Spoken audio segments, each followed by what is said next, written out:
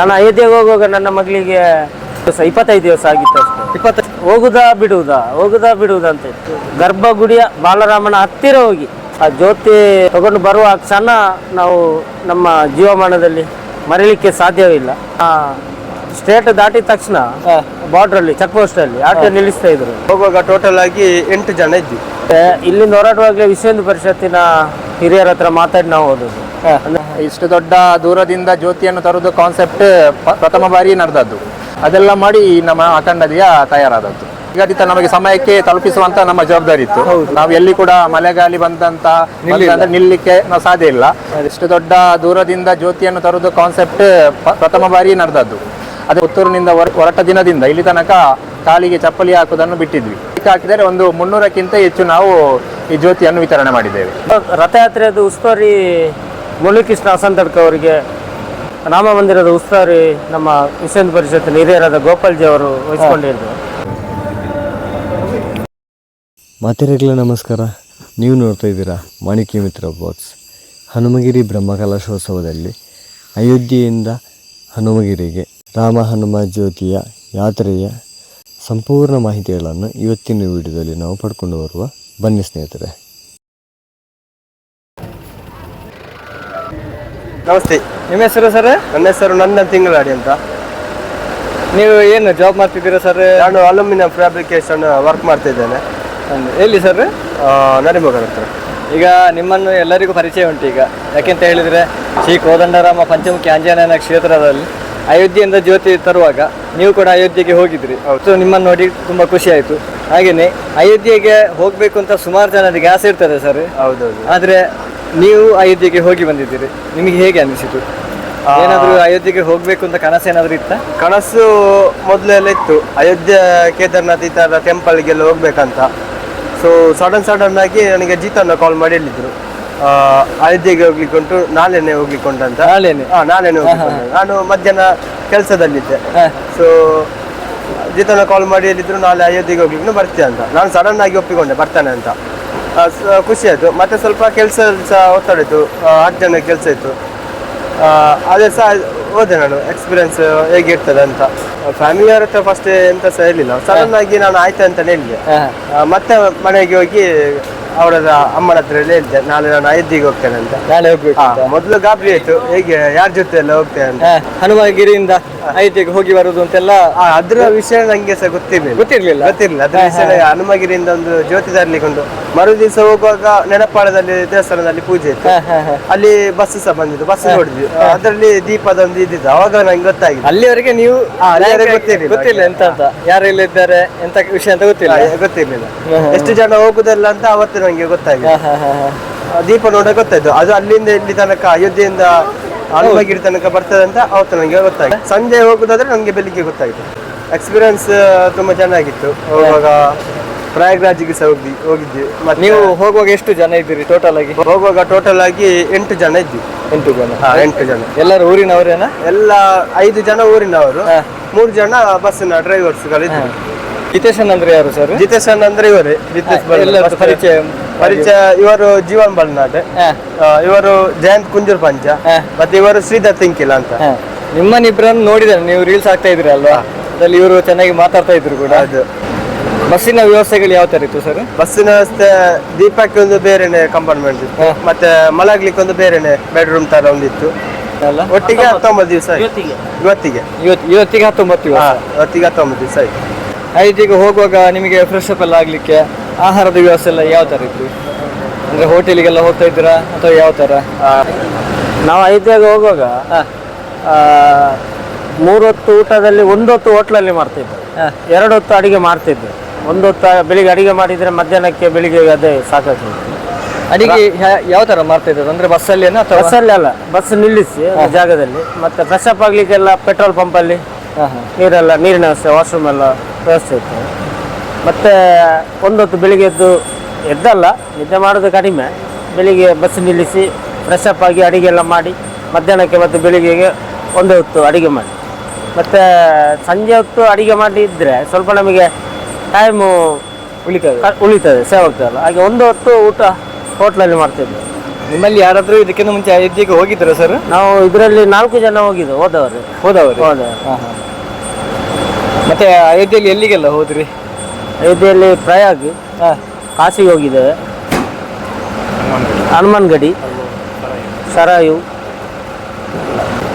ನೀವು 8 ಜನ ಬಸ್ಸಲ್ಲಿ ಹೋಗ್ತು. ನಿಮಗೆ ಡೈರೆಕ್ಷನ್ ಎಲ್ಲ ಯಾರಿದ್ರು? ಯಾವ ತರ ಹೋಗ್ಬೇಕು? ನಮಗೆ ಇಲ್ಲಿಂದ ಹೊರಡುವಾಗಲೇ ವಿಶ್ವ ಹಿಂದೂ ಪರಿಷತ್ತಿನ ಹಿರಿಯರ ಹತ್ರ ಮಾತಾಡಿ ನಾವು ಹೋದದ್ದು. ಅಂದ್ರೆ ಅಯೋಧ್ಯೆಯ ರಾಮ ಮಂದಿರದ ಉಸ್ತುವಾರಿ ನಮ್ಮ ವಿಶ್ವ ಹಿಂದೂ ಪರಿಷತ್ತಿನ ಹಿರಿಯರಾದ ಗೋಪಾಲ್ಜಿ ಅವರು ವಹಿಸ್ಕೊಂಡಿದ್ರು. ಎಲ್ಲ ಮಾರ್ಗದರ್ಶನ ಎಲ್ಲ ಅವರದ್ದೇ. ನಮಗೆ ಅಲ್ಲಿ ವಸತಿದ್ದು ಎಲ್ಲ ಅವರೇ ಮಾಡಿದ್ದಾರೆ. ಎಂತೂ ಸಮಸ್ಯೆ ಕೂಡ ಆಗ್ಲಿಲ್ಲ? ಇಲ್ಲ, ಏನು ಸಮಸ್ಯೆ ಇಲ್ಲ. ಬಸ್ಸಲ್ಲಿ ಹನುಮಗಿರಿ ಬೋರ್ಡ್ ಕೂಡ ಇತ್ತು. ಹೌದು, ಎಲ್ಲ ಸ್ಟಿಕ್ಕರ್ ಎಲ್ಲ. ಪೊಲೀಸ್ ಅವ್ರದ್ದು ಏನಾದ್ರು ಸಮಸ್ಯೆ ಇತ್ತಾ ಅಥವಾ ಬೇರೆ ಯಾರ್ದಾದ್ರು? ನಮ್ಮ ಸ್ಟೇಟ್ ದಾಟಿದ ತಕ್ಷಣ ಬಾರ್ಡರ್ ಅಲ್ಲಿ ಚೆಕ್ ಪೋಸ್ಟ್ ಅಲ್ಲಿ ಆಟೋ ನಿಲ್ಲಿಸ್ತಾ ಇದ್ರು. ನಿಲ್ಲಿಸಿ ಅಂದ್ರೆ ಬಸ್ ಅಲ್ವಾ, ನಿಲ್ಲಿಸ್ತಾರೆ. ಎಷ್ಟು ಜನ ಇದ್ರು, ಎಷ್ಟು ಸೀಟ್ ಬಸ್ ಅಂತ. ಆದ್ರೆ ಆ ಬಸ್ಸಲ್ಲಿ RC ಎಂಟ್ರಿ ಇರೋದು 7 ಜನ ಮಾತ್ರ. ಅಂದ್ರೆ ಅದು ಪ್ರೈವೇಟ್ ಬಸ್, ಇದು ಟೂರಿಸ್ಟ್ ಬಸ್ ಅಲ್ಲ, ಪ್ರೈವೇಟ್ ಬಸ್ ಅಲ್ಲ. ಅದರಲ್ಲಿ RC ಎಂಟ್ರಿ ಇರೋದು 7 ಜನಕ್ಕೆ ಮಾತ್ರ. ಮತ್ತೆ ಅವರಿಗೆ ಫಸ್ಟಿಗೆ ನಿಲ್ಲಿಸ್ತಾರೆ, ಮತ್ತೆ ನೋಡುವಾಗ ಗೊತ್ತಾಗ್ತದೆ ಆಯ್ತು. ಅಂದ್ರೆ ಬಾರ್ಡರ್ ಎಲ್ಲ ಕನ್ನಡ ಓದ್ಲಿಕ್ಕೆ ಬರುದಿಲ್ಲ, ಹಿಂದಿಯಲ್ಲಿ ಕೂಡ ಬರ್ದಿತ್ತು. ಆದ್ರೆ ಎಂತ ವಿಷಯ ಇಲ್ಲ ಅಂತ ಕೇಳುವಾಗ ಹೀಗೆ ಅಯೋಧ್ಯೆ ಅಂತ ಬಿಡ್ತಾ ಇದ್ರು. ಭಾರಿ ಖುಷಿ ಆಗ್ತಿತ್ತು ಅವ್ರ ಹತ್ರ. ಅಂದ್ರೆ ಅಷ್ಟು ಒಳ್ಳೆ ರೆಸ್ಪಾನ್ಸ್ ಮಾಡ್ತಿದ್ರು. ಮತ್ತೆ ನಾವು ಲಾಸ್ಟಿಗೆ ನೀವು ಯಾರು ಅಂದ್ರೆ ಅವ್ರು ಕೇಳ್ತಿದ್ರು, ನಿಮ್ದೆಂತ ಯಾವ ಸಂಘಟನೆ? ಆಗ ನಾವು ಇಂಥ ದೇವಸ್ಥಾನದಿಂದ ಬಂದದ್ದು. ಆಗ ಮತ್ತೆ ನಾವು ಹೆಚ್ಚು ನಮ್ಮ ಬಜರಂಗ ದಳದ ಜರ್ಸಿ ಆಗ್ತಿದ್ದೆ. ಅದನ್ನ ನೋಡಿ ಬಜರಂಗ ದಳ ವಿಶ್ವ ಹಿಂದೂ ಪರಿಷತ್ ಭಾರಿ ಖುಷಿ ಮಾಡ್ತಿದ್ರು, ಒಳ್ಳೆ ರೆಸ್ಪಾನ್ಸ್ ಮಾಡ್ತಿದ್ರು ನಮಗೆ. ಅಂತ ಇನ್ನೊಂದು ಖುಷಿ ಆದ್ದು ಅಂತ ಏನು ಅಂತ ಹೇಳಿದ್ರೆ, ಇವ್ರು ಕೂಡ ಒಬ್ರು ಕಂಟೆಂಟ್ ಕ್ರಿಯೇಟರ್, ಯೂಟ್ಯೂಬರ್ ಅಲ್ವಾ ಸರ್? ನಿಮ್ಮ ರೀಲ್ಸ್ ವಿಡಿಯೋಸ್ ಎಲ್ಲ ನೋಡ್ತಾ ಇದ್ದೀವಿ ನಾವು. ಡೈಲಿ ಒಂದೊಂದು ಅಪ್ಡೇಟ್ ಕೊಡ್ತಾ ಇದ್ರಿ, ಎಲ್ಲಿಗೆಲ್ಲ ಹೋಗ್ತಾ ಇದ್ರಿ, ಹೇಗೆ ವಿಷಯ ಅಂತ ಎಲ್ಲ. ಸೊ ಅದು ಸಾಮಾನ್ಯ ಎಲ್ಲರೂ ನೋಡ್ತಾ ಇದ್ರು, ರೀಚ್ ಆಗ್ತಾ ಇತ್ತು ಎಲ್ಲರಿಗೂ ಕೂಡ. ಸೊ ನೀವು ಅಲ್ಲಿಗೆ ಅಯೋಧ್ಯೆಗೆ ಹೋದ ನಂತರ ಅಲ್ಲಿ ಯಾರಿದ್ರು ನಿಮಗೆ? ಅಂದ್ರೆ ದೇವಸ್ಥಾನದ ಒಳಗೆ ಹೋಗಿ ಜ್ಯೋತಿ ಎಲ್ಲ ತರಬೇಕಲ್ಲ, ನೀವು ದೇವಸ್ಥಾನದ ಒಳಗೆ ಕೂಡ ಹೋಗಿದ್ದೀರಾ? ಹೌದು, ಹೋಗಿದೆ. ನಮಗೆ ನಮ್ಮ ಈ ರಥಯಾತ್ರೆಯದು ಉಸ್ತುವಾರಿ ಮುರಳೀಕೃಷ್ಣ ಅಸಂತಡ್ಕ ಅವರಿಗೆ ಈ ಬ್ರಹ್ಮಕಲಶ ಉಸ್ತುವಾರಿ ಇತ್ತು. ಅವರ ಮಾರ್ಗದರ್ಶನದಲ್ಲೇ ಹೋದ್ದು ನಾವು. ಅವರೆಲ್ಲ ಮಾತಾಡಿದೆಲ್ಲ ಅವರೇ, ಗೋಪಾಲ್ಜಿ ಅವ್ರ ಹತ್ರ ಮಾತಾಡಿ. ಆದರೆ ನಾವು ಅಲ್ಲಿಗೆ ಹೋಗಿ ಆ ಜ್ಯೋತಿ ತಗೊಂಡು ಬರುವ ಕ್ಷಣ ನಾವು ನಮ್ಮ ಜೀವಮಾನದಲ್ಲಿ ಮರೀಲಿಕ್ಕೆ ಸಾಧ್ಯವಿಲ್ಲ. ಅಂಥ ಕ್ಷಣ ಅದು. ನಮಗೆ ಇನ್ನೂ ಸಿಗ್ತದ, ಯಾರಿಗೆ ಸಿಗ್ತದ ಏನೋ ಗೊತ್ತಿಲ್ಲ. ಅಂತೂ ನಾವು 5 ಜನ ಮತ್ತು 3 ಜನ ಬಸ್ ಡ್ರೈವರು ಎಲ್ಲ ಇದು. ಆದರೆ ಗರ್ಭಗುಡಿಯ ಬಾಲರಾಮನ ಹತ್ತಿರ ಹೋಗಿದೆ. ಅಲ್ಲಿ ಆ ಒಂದು ಅವಕಾಶ ನಮಗೆ ಸಿಕ್ಕಿದೆ. ಅದು ನಮ್ಮ ಹಿರಿಯರು ಮಾಡಿದ ಪುಣ್ಯ ಇರ್ಬೋದು ಅನ್ಕೊಂಡಿದ್ದೇವೆ. ಯಾರಿಗೆ ಇಷ್ಟು ಜನರಲ್ಲಿ ನಮಗೆ ಒಂದು 5 ಜನರಿಗೆ ಅವಕಾಶ ಸಿಕ್ಕಿದೆ ಅಂತ ಹೇಳಿದ್ರೆ ಎಷ್ಟೋ ಜನ ಕನಸಾಗಿರ್ತದೆ. ಆದ್ರೆ ಹೌದು, ಕೆಲವೊಂದು ಸಲ ಕನಸಾಗಿ ಉಳಿತದೆ. ಅದರಲ್ಲಿ ಚಿಕ್ಕ 2 ವಿಂಡೋ ಇತ್ತು. ಆ ಸೈಡ್ ಲೆಫ್ಟ್ ಮತ್ತು ಅಷ್ಟೇ ಇರೋದು ವಿಂಡೋ 2. ಮತ್ತೆ AC ಬಸ್ಸಲ್ಲಿ ಅದು AC ಬಸ್. AC ಹಾಕಿ ಬಂದದ್ದು. ಸ್ವಲ್ಪ ಬಸ್ ಒಳಗಡೆ ಸ್ವಲ್ಪ ಅವರ ಇಂಟೀರಿಯರ್ ಎಲ್ಲ ಸ್ವಲ್ಪ ಇದಾಗಿದೆ, ಕಪ್ಪಾಗಿದೆ. ಅದು ಬಿಟ್ಟು ಜ್ಯೋತಿಗೆ ಏನೂ ತೊಂದರೆ ಆಗಲಿಲ್ಲ. ಅದು ರಾಮನ ಮತ್ತು ಆಂಜನೇಯನ ಆಶೀರ್ವಾದ ಅಂತ. ಅಂದ್ರೆ ಏನೆಲ್ಲ ತಕೊಂಡು ಬಂದಿದ್ದೀರಿ ಸರ್ ಅಲ್ಲಿಂದ ಬರುವಾಗ? ಅಯೋಧ್ಯೆಯಿಂದ, ಹಾಗೇನೆ ಅಂಜನಾದ್ರಿ ಬೆಟ್ಟದಿಂದ ಅಲ್ಲಿಂದ ಬರುವಾಗೆಲ್ಲ ಗಂಗಾಜಲ, ಅಯೋಧ್ಯೆಯ ಮೃತ್ತಿಕೆ, ಶರಾಯಿ ಜಲ, ರಾಮಜ್ಯೋತಿ, ಹನುಮಜ್ಯೋತಿ, ಅಂಜನಾದ್ರಿ ಬೆಟ್ಟದೊಂದು ಕಲ್ಲು, ಋಷಿಮುಖದ ಮೃತ್ತಿಕೆ, ಪಂಪಾ ಸರೋವರದ ಜಲ ತಂದಿದೆ. ಈಗ ಬಸ್ಸಲ್ಲಿ ಬಂದು ಆನಂತರ ರಥದ ಜೊತೆ ಕೂಡ ನೀವಿದ್ರಲ್ಲ? ಇದೆ. ರಥದಲ್ಲಿ ಕೂಡ, ರಥದಲ್ಲಿ ಅಂದ್ರೆ ನಮ್ಮ ಸುಳ್ಯ, ಪುತ್ತೂರು, ಬಂಟ್ವಾಳ, ಕಾಸರಗೋಡು ಕೆಲವು ಈ ಭಾಗದಲ್ಲಿ ಕೂಡ ನೀವು ರಥದಲ್ಲಿ ಇದ್ದೀರಿ? ಹೌದು. ರಥದಲ್ಲಿ ಹೇಗಾಯ್ತು ಸರ್ ಎಕ್ಸ್ಪೀರಿಯನ್ಸ್? ನಮ್ಮ ಬಸ್ಸು ಅಯೋಧ್ಯೆಯಿಂದ ಬಂದ ಬಸ್ಸು ಕಾರ್ಕಳದಿಂದ ಬಸ್ಸಿಂದ ಈ ರಥದ ವ್ಯವಸ್ಥೆ ಆಗಿತ್ತು. ಬಸ್ಸಿಂದ ರಥಕ್ಕೆ ಹಸ್ತಾಂತರ ಆಗ್ತದೆ ಜ್ಯೋತಿ. ಅಲ್ಲಿ ಕಾರ್ಕಳದಲ್ಲಿ ಒಂದು ದೊಡ್ಡ ಭವ್ಯ ಸ್ವಾಗತ ಮಾಡ್ತಾರೆ. ಬೈಕ್ ರ್ಯಾಲಿ ಎಲ್ಲ ಇತ್ತು. ಅಲ್ಲಿಂದ ಮತ್ತೆ ಮಂಗಳೂರಾಗಿ ಕದ್ರಿ, ಕಲ್ಲಡ್ಕ, ಬಂಟ್ವಾಳ, ಕಲ್ಲಡ್ಕ, ಮಾಣಿ ಮತ್ತೆ ಪುತ್ತೂರು ತಾಲೂಕಿಗೆ ಬರ್ತದೆ. ರಥದಲ್ಲಿ ಹೋಗುವಾಗ ಏನಾದ್ರು ಸಮಸ್ಯೆ ಇತ್ತು? ರೋಡ್ ಬ್ಲಾಕ್ ಆಗುವಂಥದ್ದು? ಇಲ್ಲ. ಅದು ಬರುವಾಗಲೇ ದಾರಿ ಬಿಡ್ತಾ ಇದ್ರು. ಒಂದು ಅಯೋಧ್ಯೆಯಿಂದ ಜ್ಯೋತಿ ಬರುವುದು ಅಂತ ನಮ್ಮ ದಕ್ಷಿಣ ಕನ್ನಡ ಜಿಲ್ಲೆಯಲ್ಲಿ ಎಲ್ಲರಿಗೂ ಎಲ್ರಿಗೂ ಗೊತ್ತಾಗಿತ್ತು. ಹಿಂದೆಯಿಂದ ಏನು ಬರ್ತದೆ.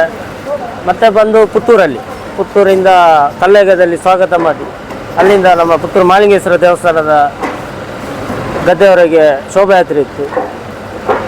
ಭಾರಿ ಖುಷಿ ಆಯಿತು. ಮತ್ತೆ ಮನೆಯವರಿಗೆಲ್ಲ ಹೇಗೆ ಎಷ್ಟು ಖುಷಿಯಾಗಿದೆ ಸರ್? ಮನೆಯಲ್ಲಿ ಸ್ವಲ್ಪ ಇದರಲ್ಲಿ 5 ಜನರಲ್ಲಿ ನನಗೆ ನಾನೊಬ್ಬ ಫ್ಯಾಮಿಲಿ ಮೆಂಬರ್, ಅಂದರೆ ಮದುವೆ ಆಗಿದೆ ನನಗೆ, ಇಬ್ಬರು ಮಕ್ಕಳಿದ್ರು. ನಾನು ಅಯೋಧ್ಯೆಗೆ ಹೋಗುವಾಗ ನನ್ನ ಮಗಳಿಗೆ 25 ದಿವಸ ಆಗಿತ್ತು ಅಷ್ಟೇ. 25? ಆದರೆ ಹೋಗುದಾ ಬಿಡುವುದಾ ಅಂತ ಇತ್ತು. ಆದರೆ ನಾವು ಮುಂಚೆ ನಿರ್ಧಾರ ಆಗಿತ್ತು ಹೋಗುದು ಅಂತ. ಮತ್ತೊಂದು ಅವಕಾಶ ಸಿಕ್ಕಿದೆ ನನಗೆ, ಹಾಗೆ ಮನೆಯವರ ಕುಲ ಬೆಂಬಲ ಇದೆ. ಖಂಡಿತ ಸರ್, ಇದು ಎಲ್ಲರ ಮನ ಮುಟ್ಟುವಂತ ಒಂದು ವಿಷಯ. ಮತ್ತೆ ತಂದೆಯ ಜವಾಬ್ದಾರಿ, 25 ದಿನದ ಮಗು, ಹೌದು, ಇನ್ನೊಂದು ದೇವರ ಸೇವೆ. ಖಂಡಿತ ಸರ್, ದೇವರ ಕಾರ್ಯ ಮಾಡಿದಿರಲ್ವಾ, ಯಾವತ್ತೂ ಆ ದೇವರ ಆಶೀರ್ವಾದ ನಿಮ್ಮ ಮೇಲೆ ಸದಾ ಇರಲಿ ಸರ್. ನಿಮ್ಮ ಹೆಸರು ಸರ್? ಶ್ರೀಧರ್ ತೆಂಕಿಲ ಅಂತ. ಈಗ ಕಾರ್ಕಳದಿಂದ ರಥದಲ್ಲಿ ಜ್ಯೋತಿ ಬಂದಿರುವಂತದ್ದು. ಹೌದು. ಸ್ವಾಗತಗಳೆಲ್ಲ ಯಾವ ತರ ಇತ್ತು ಸರ್? ಕುಣಿತ ಭಜನೆ ಎಲ್ಲ ಕಡೆಯೂ ತುಂಬಾ ಉತ್ತಮವಾದ ಸ್ಪಂದನೆ ಇತ್ತು. ಪ್ರತಿ ಕಡೆ ಸ್ವಾಗತ ಮಾಡಲಿಕ್ಕೆ ರಸ್ತೆಯ ಒಂದು ನಮ್ಮ ಪಾಯಿಂಟ್ ಮೊದಲೇ ಮ್ಯಾಪ್ ಸಿದ್ಧವಾಗಿತ್ತು. ಇಂತಹ ಕೇಂದ್ರಕ್ಕೆ, ಧಾರ್ಮಿಕ ಕೇಂದ್ರಕ್ಕೆ ನಮ್ಮ ರಥ ಹೋಗುದಂತ. ಅಲ್ಲಿ ಸ್ಥಳೀಯ ಸಮಿತಿಗಳನ್ನು ಮಾಡಿ ಅವರಿಗೆ ಕೂಡ ಅದರ ಜವಾಬ್ದಾರಿಯನ್ನು ಹೊರಿಸಲಾಗಿತ್ತು. ನಾವು ಹೋಗುವ ಸಮಯಕ್ಕೆ ಅಲ್ಲಿಯ ಸ್ಥಳೀಯವಾಗಿ ಭಕ್ತಾದಿಗಳು, ಅಲ್ಲಿಯ ಪ್ರಮುಖರು ಎಲ್ಲರೂ ಸೇರಿಕೊಂಡು ಉತ್ತಮವಾದಂಥ ಸ್ವಾಗತ ನಮಗೆಲ್ಲ ಕಡೆ ಸಿಕ್ಕಿದೆ. ಕುಣಿತ ಭಜನೆಗಳು, ಚೆಂಡೆ, ವಾಲಗ ಇತ್ಯಾದಿ, ಮತ್ತು ಕಲಶ ಇಟ್ಕೊಂಡು ಮಾತೆಯರು ಎರಡು ಬದಿಯಲ್ಲಿ, ಇಂಥ ಎಲ್ಲ ಕಡೆಯೂ ಉತ್ತಮವಾದ ಸ್ಪಂದನೆ ನಮಗೆ ಸಿಕ್ಕಿದೆ. ಮತ್ತು ಬೈಕ್ ರ್ಯಾಲಿ ಎಲ್ಲ ಇತ್ತಲ್ಲ ಸರ್? ಹೌದು. ಎಲ್ಲಿಂದ ಎಲ್ಲಿವರೆಗಿತ್ತು? ಬೈಕ್ ರ್ಯಾಲಿ ಕಾರ್ಕಳದಲ್ಲಿ ಪ್ರಾರಂಭ. ಅವತ್ತು ನಮ್ಮ ರಥಯಾತ್ರೆಯು ಬಸ್ಸಿನಿಂದ, ನಮ್ಮ ವಿಶೇಷ ವಾಹನದಿಂದ ರಥಯಾತ್ರೆ ಪ್ರಾರಂಭ ಆಯಿತು ಕಾರ್ಕಳದಿಂದ. ಅಲ್ಲಿ ಪ್ರಥಮವಾದ ಬೈಕ್ ರ್ಯಾಲಿ ಇತ್ತು. ಅಲ್ಲಿ ಕೂಡ ಉತ್ತಮ ಸ್ಪಂದನೆ ಇತ್ತು. ಒಂದು 3-4 ಕಿಲೋಮೀಟರ್ ಅಷ್ಟು ದೂರ ಬೈಕ್ ರ್ಯಾಲಿಯಲ್ಲಿ ಯುವಕರ ಜೊತೆ ಮಾತೆಯರು ಕೂಡ ಭಾಗಿಯಾಗಿದ್ದರು. ತುಂಬ ಉತ್ತಮವಾದ ಸ್ಪಂದನೆ ಸಿಕ್ಕಿತ್ತು. ನಂತರ ಪುತ್ತೂರಿನ ಮಣ್ಣಿಗೆ ನಾವು ತಲುಪಿದಾದ ಕಲ್ಲೇಗದಿಂದ ನಮಗೆ ವಾಹನ ರ್ಯಾಲಿ ರೀತಿ ಬಂದು ಬಲವಾರು ಆಂಜನೇಯ ಮಂತ್ರಾಲಯ ಬಳಿಯಲ್ಲಿ ನಮಗೆ ಅಭೂತಪೂರ್ವವಾದಂಥ ಸ್ವಾಗತ ಬಂದು ತುಂಬ ಅತಿ ದೊಡ್ಡ ಮಟ್ಟಿನ ಒಂದು ಸ್ವಾಗತ ಕಾರ್ಯಕ್ರಮ ಪುತ್ತೂರಿನಲ್ಲಿ ನಡೆದಿದೆ. ಒಂದು ಅಂದಾಜು 1,000ದಷ್ಟು ಮೇಲ್ಪಟ್ಟು ಭಕ್ತಾದಿಗಳು, ಸಾರ್ವಜನಿಕರು ಈ ಕಾರ್ಯಕ್ರಮದಲ್ಲಿ ಅವತ್ತು ಭಾಗಿಯಾಗಿದ್ದರು. ಮತ್ತು ಮನೆಗೂ ರಾಮನ ಜ್ಯೋತಿ, ಹನುಮನ ಜ್ಯೋತಿ ಅಂತ ಇತ್ತಲ್ಲ ಸರ್? ಹೌದು. ನೀವು ಬರುವಾಗ ಎಷ್ಟು ಕೇಂದ್ರಗಳಿಗೆಲ್ಲ ಭೇಟಿ ನೀಡಿದ್ದೀರಿ? ಅಲ್ಲಿ ಜ್ಯೋತಿಗಳನ್ನು ವಿತರಿಸುವಂಥ ವ್ಯವಸ್ಥೆ ಎಲ್ಲ ಹೇಗಿತ್ತು ಸರ್? ಒಟ್ಟು ನಾವು ಕಾರ್ಕಳದಿಂದ ಇವತ್ತಿನ ದಿನ ನಾವು ಪುತ್ತೂರಿನ ಈ ಹನುಮಗಿರಿ ಕ್ಷೇತ್ರಕ್ಕೆ ತಲುಪಿದ ಇವತ್ತಿನ ದಿನ ತನಕ ಒಟ್ಟು ನಾವು 108 ಧಾರ್ಮಿಕ ಕೇಂದ್ರಗಳಿಗೆ ಖುದ್ದಾಗಿ ಈ ರಥ ಧಾರ್ಮಿಕ ಕೇಂದ್ರದ ಬಳಿ ರೀಚ್ ಆಗಿ ಹನುಮ ಜ್ಯೋತಿ ಮತ್ತು ರಾಮ ಜ್ಯೋತಿಯನ್ನು ಅಲ್ಲಿಗೆ ನೀಡಿದ್ದೇವೆ. ಅದು ಅಲ್ಲದೆ 108 ಕೇಂದ್ರಗಳು ಅಲ್ಲದೆ ಅಲ್ಲಿ ಹತ್ತಿರದಂತಹ ಧಾರ್ಮಿಕ ಕೇಂದ್ರಗಳು, ಭಜನಾ ಮಂದಿರಗಳಿರಲಿ, ದೈವಸ್ಥಾನಗಳಲ್ಲಿ ಅಂತಹ ಕೇಂದ್ರಗಳಿಗೆ ಕೂಡ ನಾವು ಈ ಜ್ಯೋತಿಯನ್ನು ನೀಡಿದ್ದೇವೆ. ಅದನ್ನು ಲೆಕ್ಕ ಹಾಕಿದರೆ ಒಂದು 300ಕ್ಕಿಂತ ಹೆಚ್ಚು ನಾವು ಈ ಜ್ಯೋತಿಯನ್ನು ವಿತರಣೆ ಮಾಡಿದ್ದೇವೆ. ಅಂದರೆ ಬಂದು ಅವರೇ ಸಪ್ರೇಟ್ ಆಗಿ ಜ್ಯೋತಿಯನ್ನು ತೆಗೆದುಕೊಂಡು ಬಂದು ಅವರ ಜ್ಯೋತಿಯಲ್ಲಿ ಅವರು. ಹೌದು. ಅದು ಹೇಗೆಂದರೆ ಭಜನಾ ಮಂದಿರದ ಪ್ರಮುಖರು, ಧಾರ್ಮಿಕ ದೈವಸ್ಥಾನ ಪ್ರಮುಖರು ಅವರೇ ಆ ಕೇಂದ್ರಕ್ಕೆ, ನಾವೊಂದು ದೇವಸ್ಥಾನಕ್ಕೆ ಹೋದರೆ ಅಲ್ಲಿ ಸುತ್ತಮುತ್ತಲಿನ ಗ್ರಾಮಕ್ಕೆ ಸಂಬಂಧಪಟ್ಟಂಥ ಪ್ರಮುಖ ಧಾರ್ಮಿಕ ಕೇಂದ್ರದ ಪ್ರಮುಖರು ಅಲ್ಲಿ ಸೇರ್ತಿದ್ರು. ಅವರಿಗೆ ನಾವು ಪದಾಧಿಕಾರಿಗಳಿಗೆ ನಾವು ಜ್ಯೋತಿಯನ್ನು ನಮ್ಮ ಕ್ಷೇತ್ರದ ಪರವಾಗಿ ನೀಡ್ತಿದ್ವಿ. ಅಲ್ಲಿಂದ ಅವರು ತಗೊಂಡೋಗಿ ಅವರ ಧಾರ್ಮಿಕ ಕೇಂದ್ರಗಳಲ್ಲಿ ಇಟ್ಟು ಅಲ್ಲಿಯ ಸುತ್ತಮುತ್ತಲಿನ ಹಿಂದೂಗಳು ಅಲ್ಲಿಂದಲೇ ಆ ದೀಪವನ್ನು ಹೊತ್ತಿಸಿಕೊಂಡು ಹೋಗುವಂತಹ ವ್ಯವಸ್ಥೆಗಳು ಆಗಿತ್ತು. ಹನುಮ ಜ್ಯೋತಿ ಮತ್ತು ರಾಮ ಜ್ಯೋತಿ ಎರಡನ್ನು ಕೂಡ ಕೊಡ್ತಾ ಇದ್ರಲ್ಲ? ಹೌದೌದು, ಎರಡನ್ನು ನಾವು ಒಟ್ಟಿಗೆ ಏಕಾರತಿಯಲ್ಲಿ ಇದು ಮಾಡಿ ನಮ್ಮ ಕಾರ್ಯಕರ್ತರು ಅದನ್ನು ಕೊಡ್ತಾ ಇದ್ರು. ಕುಣಿತ ಭಜನೆ ಎಲ್ಲ ಇತ್ತು. ಹೌದು. ಎಲ್ಲಿ ಜಾಸ್ತಿ ಇತ್ತು ರೆಸ್ಪಾನ್ಸ್ ಎಲ್ಲ? ತುಂಬ ಎಲ್ಲ ಕಡೆಯೂ ಉತ್ತಮ ರೀತಿಯಲ್ಲಿ ಸ್ಪಂದನೆ ಇತ್ತು. ನಮ್ಮ ಪುತ್ತೂರಿನಲ್ಲಿ ಅದೇ ನಾವು ಬಲವಾರಿನ ಆಂಜನೇಯ ಮಂತ್ರಾಲಯದಿಂದ ಪ್ರಾರಂಭವಾಗಿ ಅವತ್ತೊಂದು 2 ಗಂಟೆ ತನಕ ಮೆರವಣಿಗೆ ನಮ್ಮ ಉದ್ದ ನಡೆದಿತ್ತು ಮಾಲಿಂಗೇಶ್ವರ ದೇವಾಲಯ ತನಕ. ರಾತ್ರಿ ಅಲ್ಲಿಗೆ ತಲುಪುವಾಗ ಸಾಧಾರಣ 7:30-8 ಗಂಟೆ ಸಮಯ ಆಗಿತ್ತು. ಆ ಸಂದರ್ಭದಲ್ಲೂ ಕೂಡ ಅಷ್ಟೇ ಸಂಖ್ಯೆಯ ಮಹಿಳೆಯರು, ಮಕ್ಕಳು ಭಾಗಿಯಾಗಿದ್ದರು. ಮತ್ತು ವಿಟ್ಲ ಭಾಗದಲ್ಲಿ ಕೂಡ ಕುಣಿತ ಭಜನೆ ಇತ್ತು. ಕೇಪು ಉಲ್ಲಾಲ್ತಿ ಅಮ್ಮನ ದೇವಸ್ಥಾನದಲ್ಲಿ, ಮತ್ತು ಪುಣಚ, ಹಾಗೆ ಎಲ್ಲ ಕಡೆಯೂ ರಾಮಕುಂಜ, ತುಂಬ ಕಡೆಯೂ ಕುಣಿತ ಭಜನೆ ಪ್ರತಿ ಕಡೆ ಇತ್ತು. ಮತ್ತು ರಾತ್ರಿ ಹಗಲು ನಿದ್ದೆ ಬಿಟ್ಟೆಲ್ಲ ಹೇಗೆ ಸರ್ ಡ್ರೈವಿಂಗ್ ಎಲ್ಲ ಮಾಡ್ತಾ ಇದ್ರಿ? ಹೌದು, ಅದೊಂದು ಸ್ವಲ್ಪ ಚಾಲೆಂಜಿಂಗ್ ಆಗಿತ್ತು ನಮಗೆ. ಅಂದರೆ ಪ್ರಮುಖ ನಮಗೆ ಈ ರಥಯಾತ್ರೆ ಇದರಲ್ಲಿದ್ದದ್ದು ಈ ದೀಪದ ರಕ್ಷಣೆ. ದೀಪ ನಮಗೆ ಅವತ್ತಿನಿಂದ ಅಯೋಧ್ಯೆಯಿಂದ ಒತ್ತಿಸಿದ ನಂತರ ನಮಗೆ ಇಲ್ಲಿ ಕ್ಷೇತ್ರಕ್ಕೆ ಮುಟ್ಟುವಿಸುವುದು ನಮ್ಮ ಪ್ರಮುಖವಾದ ಗುರಿ. ಅದು ನಂದದಾಗಿ ನಮ್ಮ ಅದರ ಜವಾಬ್ದಾರಿ ಯೋಜನೆಗಳೆಲ್ಲ ಮೊದಲೇ ನಾವು ಮಾಡಿಕೊಂಡಿದ್ವಿ. ರಾತ್ರಿ ಹೊತ್ತು ಕಾರ್ಯಕರ್ತರು ಒಂದೆರಡು ಜನ ನಿದ್ರೆ ಮಾಡದೆ ಅದನ್ನು ಕಾದು ಅದನ್ನು ಎಣ್ಣೆ ಹಾಕ್ತಾ ಇರಬೇಕು. ಆ ದೀಪವನ್ನು ಬತ್ತಿಯನ್ನು ಸ್ವಲ್ಪ ಮೇಲೆ ಮಾಡುವಂಥದ್ದು ನೋಡಿಕೊಂಡು ಇರಬೇಕು. ಹಾಗೆ ಒಂದು ಆಚೆ ಈಚೆ ನಾವು ಒಬ್ಬೊಬ್ಬರು ಶಿಫ್ಟ್ ವೈಸ್ ಥರ ಕಾರ್ಯಕರ್ತರು ನೋಡಿಕೊಳ್ತಿದ್ರು.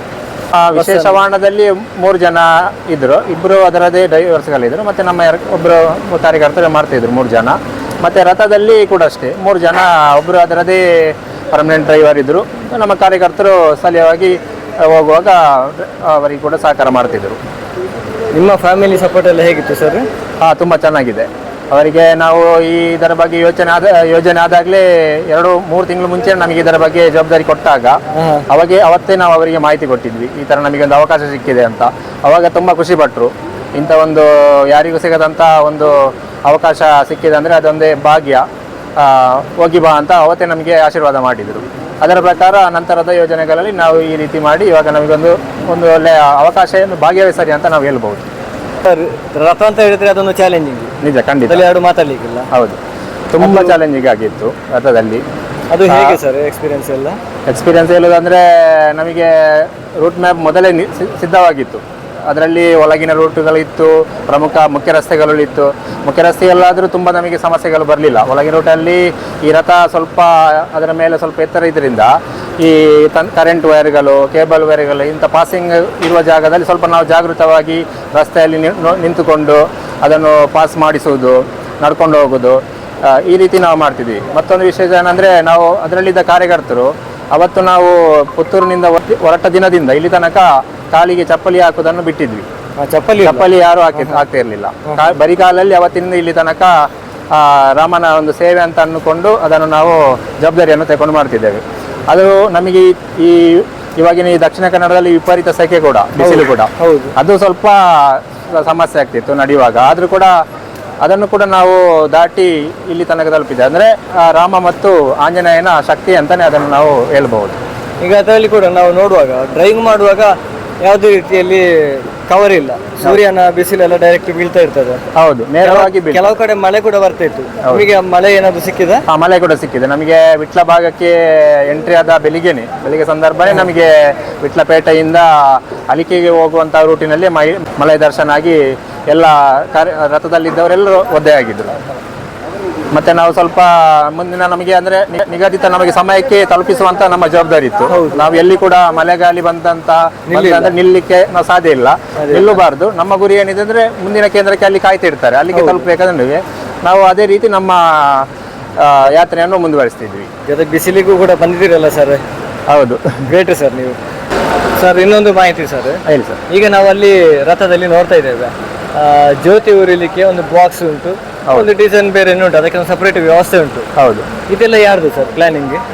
ನಮಗೆ ಈ ರಥಯಾತ್ರೆಯ ಕಾನ್ಸೆಪ್ಟ್ ಬಗ್ಗೆ ನಮಗೆ ಒಂದು ಜವಾಬ್ದಾರಿ ಕೊಟ್ಟಾಗ ನಾವು ಮೊದಲು ಯೋಚನೆ ಮಾಡಿದ್ದೆ ಅಷ್ಟು ದೂರದಿಂದ 2,500 ಅಂದಾಜು ಕಿಲೋಮೀಟರ್ ದೂರದಿಂದ ಆ ಜ್ಯೋತಿಯನ್ನು ತರುವುದೇ ದೊಡ್ಡ ಚಾಲೆಂಜಿಂಗ್.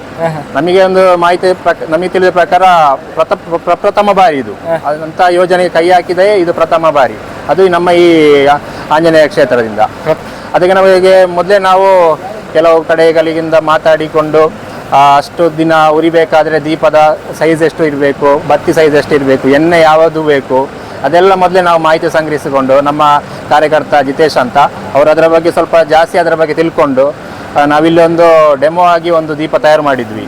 ಅದನ್ನು ಅವರು ದಿನನಿತ್ಯ 1 ತಿಂಗಳ ಕಾಲ ಅದನ್ನು ಒತ್ತಿಸಿ ಅದು ಎಷ್ಟು ಗಂಟೆ ತನಕ ಎಣ್ಣೆ ಎಷ್ಟು ಹೊತ್ತು ಉರಿತದೆ, ಯಾವ ಬತ್ತಿಯಲ್ಲಿ ಹೇಗೆ ಉರಿತದೆ, ಯಾವ ಎಣ್ಣೆ ಹಾಕಿದರೆ ಹೇಗೆ ಉರಿತದೆ, ಅದರಲ್ಲಿ ಇದು ಹೊಗೆ ಬರುತ್ತದ, ಎಷ್ಟು ಹೊಗೆ ಬರ್ತದೆ, ಅದೆಲ್ಲ ಒಂದು ನೋಡಲಿಕ್ಕೆ 1 ತಿಂಗಳ ಮುಂಚೆನೇ ನಾವು ಅದರ ಬಗ್ಗೆ ನಮ್ಮ ಕಾರ್ಯಾಲಯದಲ್ಲಿ 1 ತಿಂಗಳು ನಾವು ಅದರ ಬಗ್ಗೆ ಒಂದು ರಿಸರ್ಚ್ ಟೈಪ್ ಮಾಡಿದ್ದೇವೆ. ಅಂದರೆ ನಿಮಗೆ ಇದರ ಬಗ್ಗೆ ಮೊದಲೇ ಮಾಹಿತಿ ಸಿಕ್ಕಿತ್ತು? ಮೊದಲೇ ನಮಗೆ ಅಂದರೆ 3 ತಿಂಗಳು ಮುಂಚೆನೇ ಇದರ ಬ್ರಹ್ಮಕಲಸದ ಇದ್ದವಾದರಲ್ಲಿ ನಮ್ಮ ಮುರಳೀಕೃಷ್ಣ ಸಂತಡಕ್ಕೆ ಅವರಿಗೆ ಜವಾಬ್ದಾರಿ ಸಿಕ್ಕಿತ್ತಿದ್ದಾರೆ. ಅವಾಗ ಅವರಿಗೆ ನಮಗೆ ಜವಾಬ್ದಾರಿ ಇದರ ಬಗ್ಗೆ ಒಂದು ಹೇಳಿದರು, ಈ ಥರ ಯೋಜನೆಗಳಿದೆ, ನಿಮ್ಮ ಸಹಕಾರ ಬೇಕು, ಎಲ್ಲರೂ ಸೇರಿ ಮಾಡುವ ಅಂತ. ಹಾಗೆ ಅದರ ರೂಟ್ ಮ್ಯಾಪ್ ಮಾಡುವಂಥದ್ದು ಕೂಡ ನಾವೇ ಸೇರಿ ಮಾಡಿದ್ವಿ. ಇದು ಎಲ್ಲಿ ಸರ್ ಡಿಸೈನ್ ಎಲ್ಲ ಮಾಡಿದ್ದು?